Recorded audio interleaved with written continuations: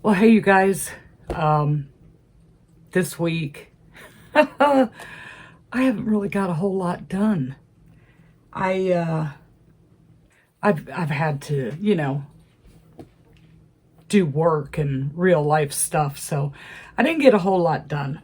But I just had to come on here and say, working with the Parfait Chunky has spoiled my hands.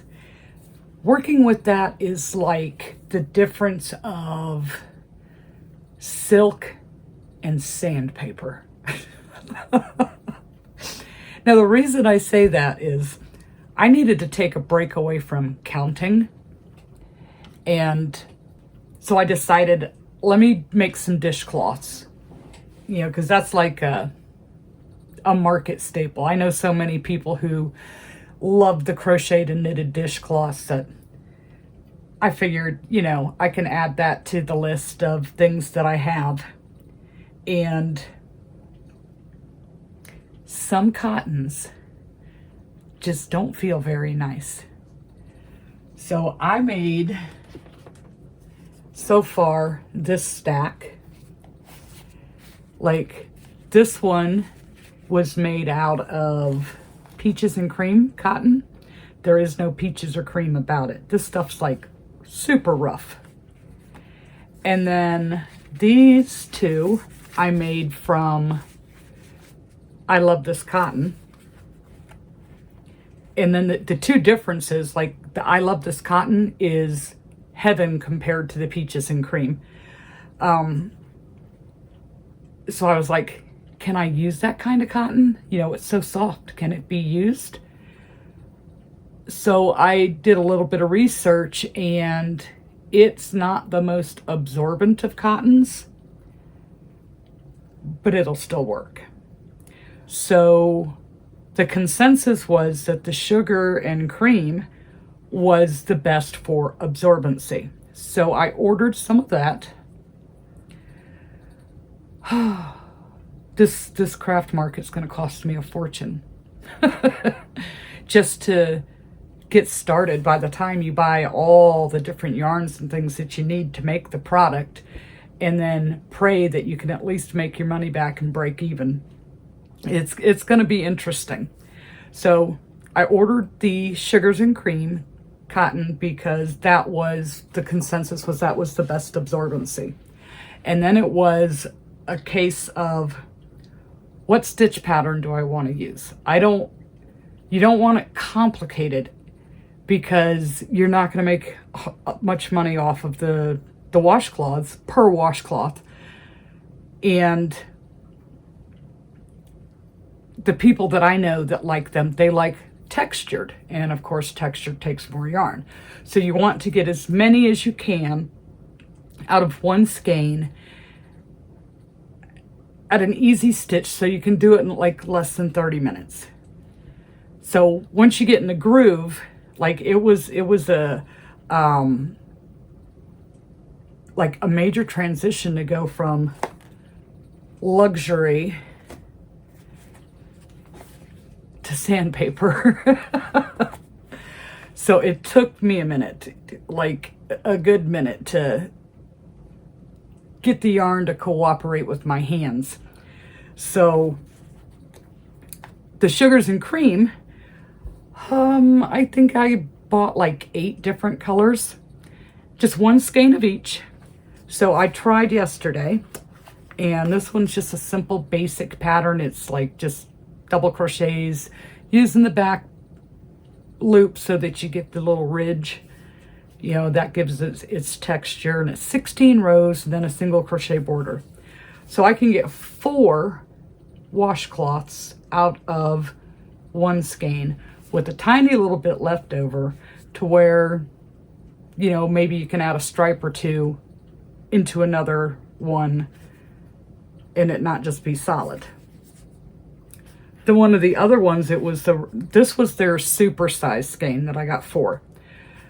Their other one, the regular size, I was able to get 2, but what I did is I used a different stitch for one. This one's the Suzette stitch. And then this one is the same half double crochet. And I have some left over. I doubt that it is enough for a third washcloth out of that skein, mainly because this one's a fun stitch to do. It's easy to do, the Suzette stitch, but you have to do more rows and it uses more yarn than doing the half double crochet. So not having to count other than my starting chain and how many rows, I was able to complete this stack of dishcloths just to change it up and have something different to do. So I did do some plushies, and I can't remember if I shared this one with you guys in the last video or not, but if I did, forgive me. This one came off of Instagram. It's a little Jigglypuff. I think that's a Pokemon. Yeah, so it was a free pattern on Instagram. No sew pattern, if I remember right. I've done so many different ones over the last few weeks. Like, I'm getting to the point where it's time to choose. Which ones do I want to be like the low price items where, you know, you make 10 or 15 of, and then have your more complicated ones that, as your higher price ones. But I think I'm getting to the point where it's time to choose. And then we run into another issue. So I do have the one little stingray that I showed you guys before, but I wanted to try doing a bigger one. And Rose and Lily, they have a stingray no sew on their blog, and I believe they have a video too. But let me tell you, I struggled with this thing like you wouldn't believe. My stitch counts on a round did not come out the same as the pattern that's on the blog. I'm like, what is going on? And to me, doing something like this that is symmetrical, it should be like algebra. What you do on this side should be the same thing you do on this side. It should have been easy, but this wasn't easy. I will not do this pattern again.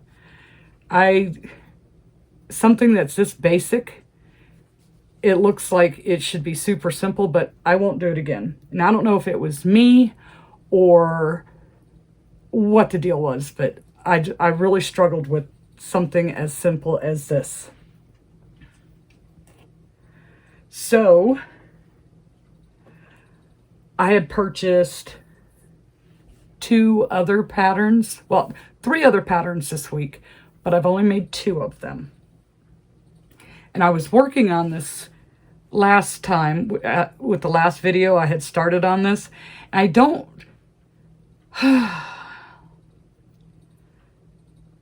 the colors that I see in my mind to do something are not the same kind of colors that are available for people to purchase. So this is a chibi Ninja Turtle. And this is the key lime green, cardinal for the red. I forget the shade of yellow. And then the dark green on the back for the shell is emerald.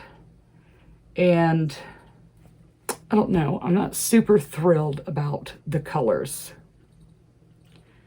Like, I don't know, it just should be more of an olive color green, I think. You know, I don't know. It's just something about the colors. And then I'm like, does he need a mouth? I mean, he doesn't get ears, so I don't have to worry about that. It's my Ninja Turtle. And I couldn't tell you which one wears red or purple or orange or blue or whatever the colors are. So I don't know his name, but that's my Ninja Turtle. And then I had bought this little, it was a baby cow pattern. And you can't say it was no-sew. You can't really even say it was low-sew because you had to sew on the ears. You have to sew on the little horns. You have to sew on the little muzzle. You have to sew on the arms. The only thing, I think I had to sew on the head. I don't remember. They're all blending together. But it turned out really cute. He's one I would do again. It turned out smaller than I thought, but you know, it is supposed to be a baby cow. But like, there's my hand in comparison. Just seemed like a lot of work for this little guy. So I probably would end up using Bernat blanket to get it to come out just a little bigger. But he was cute. Now, one thing I didn't notice, and I'm really bummed about, is if you look at this eye right there. You don't feel it on the surface, so it's something on the inside of the eye. So I'm going to say this little baby cow has astigmatism. Because he's got something in his eye. I mean, and I didn't notice it until I was like finished. And I'm like, what's on his eye? Why? But yeah, this one was a cute pattern.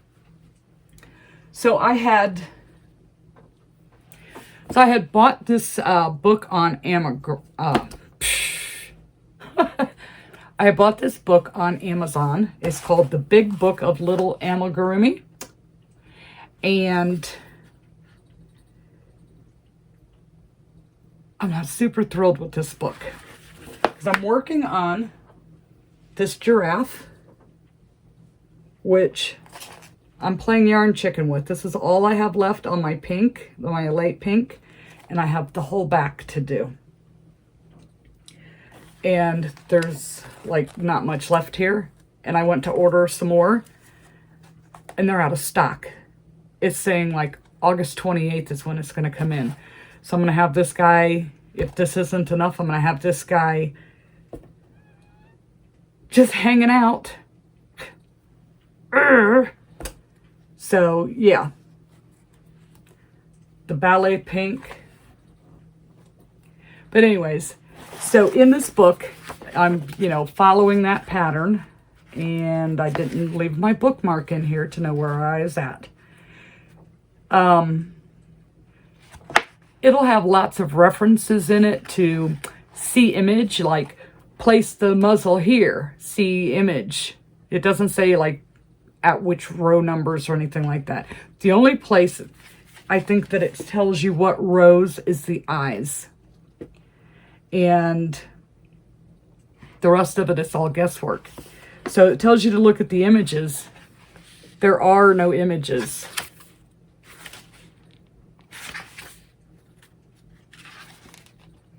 Why say see image if there's no image? So I was like really disappointed in that. I had to keep referring to the front cover to look at it for like, what are they talking about? Because what I wanted to do, rather than battle the face after it was completely stuffed, is sew the muzzle on before I stuffed the head. So I flattened it out, got the eyes in, and then I was able to pin the muzzle part on and actually sew where I could like get the needle in and out instead of trying to pry into the stuffed head. It was just easier to do it that way. So I think, from what I can tell so far, that I got it pretty well centered. I mean, you still got a stitch on the nose and the mouth and everything. But I think I got it pretty good with the eyes from what I can tell. Still needs some more stuffing. I can't, until I get some more of the back done, I can't get this stuff to stay in. So it's just weird how this is done. But I did find it easier to sew the muzzle part on first. So I hope I have enough. I'd like to finish it today so I can like clear it off my desk. The book was cheap. It was like $6 and some change. And it has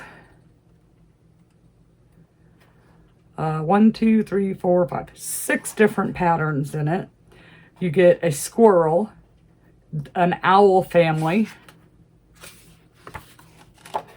a no-sew scrap dog, which I did try to do one.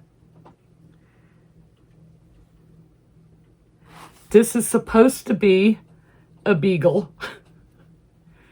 And again, the pattern would say see image, and there's no image to look at.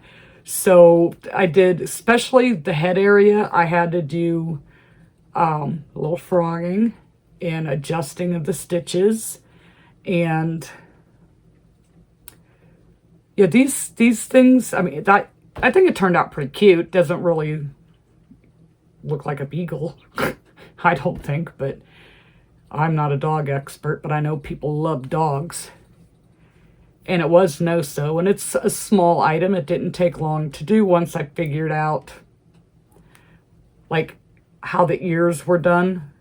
Like at first I did it wrong and I had to pull that out and redo it, and because it says see image, and that was the instruction. So I just had to play with it to get it to work out. But there's like, with the color combinations, 5 or 6 different little dogs that you can do. The giraffe, the squirrel, if you look at that, actually kind of looks like a squirrel. So Caroline, this might be something you would be interested in, but again, it's probably going to say see image, and there's no image to see. So, and you, Caroline, you're way more experienced than I am with this stuff, so you would probably understand what they're talking about. But, yeah, so you get the no-sew scrap dog, you get the giraffe, which I'm working on, and then there's a lizard, and there's no pictures for me to show you. I mean, like the squirrel, you get the black and white. Let me see if there's, the lizard is on page 47. It's black and white. It's hard to see. And then there's a lamb, and that one you really can't see. So I'm not sure if this was a good $6 investment or not. But I got it for the giraffe and the little no-sew doggy there. Now, of course, I didn't know that it was no-sew when I ordered the book, but I wish this was no-sew, but it's not. But really, the only thing you're going to sew on are the ears, the horns, and the muzzle. But if it would actually tell you what row to attach it to, you could just crochet, like the ears, you could just crochet them in instead of having to sew them on. And then that would leave you with just the muzzle and the little horns. But it doesn't tell you what row. So I'm going to have to refer to the cover for a picture. So like I said, I didn't get a whole lot done. But I have done a lot of research, kind of. You know, just like trying to find answers to questions, and I've had a few good suggestions for my market, and so now it's just going to be able to make the product, and that's not an issue because I have 3 months, but the problem is you can't get the colors. You know, depending on what yarn that you want to use. Like what I've noticed, and I'm new to using blanket yarn, so everybody's out of stock on a lot of these colors that come with the Parfait Chunky. Like some of the things that I want to make, I need green. I need different shades of green, and I need lots of green. And greens are out of stock. So it's like those things I can't get started on. This ballet pink, if this isn't enough to finish my giraffe, that'll be on hold. Can't get white. I mean, there's so many colors that are out of stock. And it's saying like August 28th before they're back in stock. And then the Bernat blanket, they don't really have the color selection. And then the colors that they do have, they are not as vibrant as these. Now, normally I would say I am a more muted color type person. But for this type of thing, the bright colors all the way. You know, especially for, you're talking for kids. You know, if you're doing something more grown up, then, I don't know, like the gnome. I think a lot of grown-ups like gnomes. Kids might like gnomes too, but the grown-up stuff, I think you can get away with more muted. But if you're making stuff targeting the kids, you know, for the bright, colorful, you know, it's got to look like a rainbow box of crayons. Yeah, so I don't know. I don't know what I'm talking about. I've never done this before. So I had someone comment that, you know, when I was showing the pickles last time, that this sparkly one gave it like a wet look. And, you know, I didn't look at it like that, but yeah, it does. So now, to me, it's the right color, but it needs to be a lighter shade of this, because this is,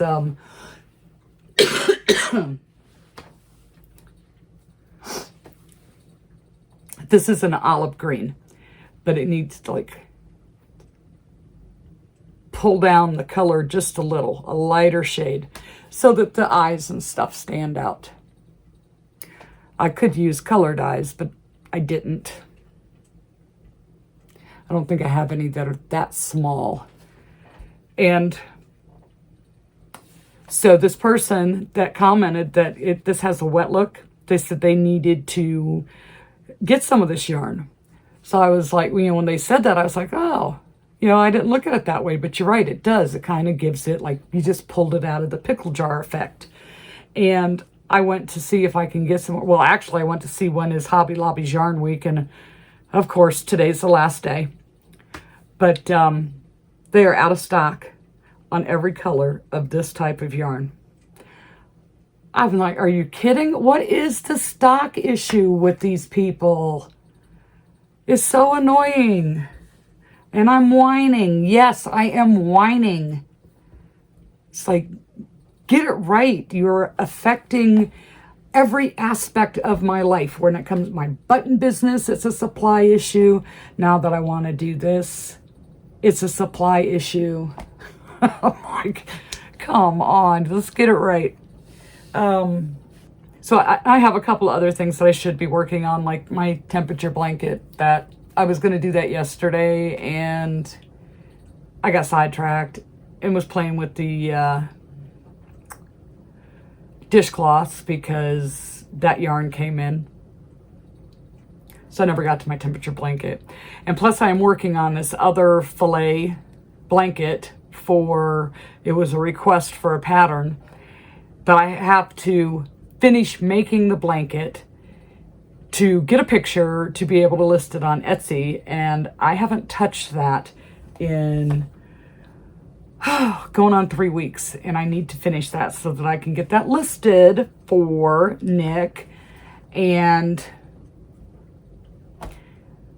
I wish I had like 10 hands, you know, or could clone myself like in that movie Multiplicity, and I could have one that does work, one that does the thankless chores of the house, like washing dishes that somebody's going to re-dirty, or doing laundry that somebody's going to re-dirty, or making your bed that somebody's just going to jump back into and mess up. You know, those are like, so I need the clone to do my job. I need the clone to do the housework. And maybe, let's see, a clone for the temperature blanket, a clone for the pattern, and a couple of clones to help me make this stuff for the market. One that would enjoy working with the cotton. One that has good hands that could do the tinier stuff like keychains, because I want to do keychains. And yeah, you're going to work with that smaller yarn and smaller hook. And then, I don't know, like one for each type of plushie I decide to make. And like one person could be, say, or one clone could be, say, a turtle expert. One could be an octopus expert. One could be a astronaut expert, you know, like that. And they could just get it all done like that. Be done with it.